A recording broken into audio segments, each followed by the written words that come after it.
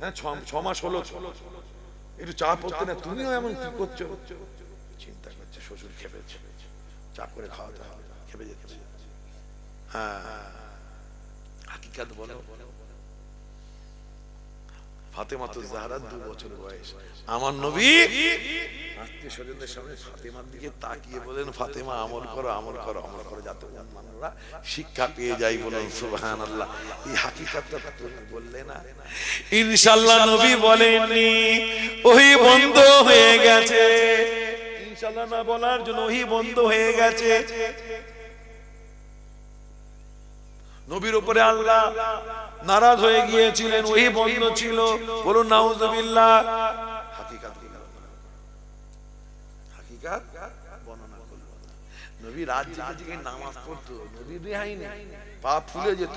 আর কেউ বলছে পুঁজ বার হতো, যে বলে পুঁজ তার ব্রেনে পুঁজ আছে। আমার রাসূল পাকের কদম মোবারকে, শরীর মোবারকে পুঁজ নেই। বলুন সুবহানাল্লাহ।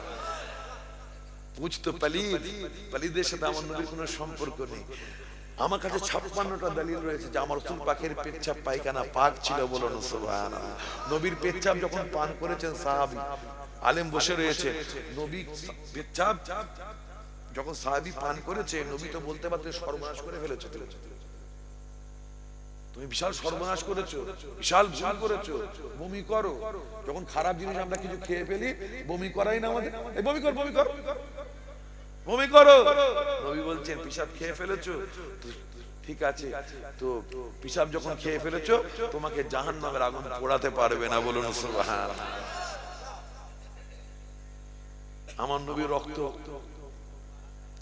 মালিক বিন সিনান পান করেছে।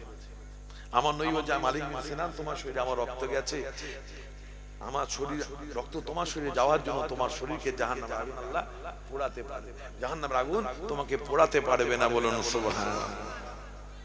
হাকিকাত বলতে অনেক কথা বলার ছিল, কিছু ইশারা দিয়ে গেলাম। আল্লাহ যদি আবারও তৌফিক ইনায়াত করে ইনশাআল্লাহ দীর্ঘ আলোচনা হবে। ওটা আমার ভাইকে দায়িত্ব দিচ্ছি, সব দোয়া করলাম না, উনি করলেই হবে। বাংলাদেশ মুসাফিরের দোয়া করলাম।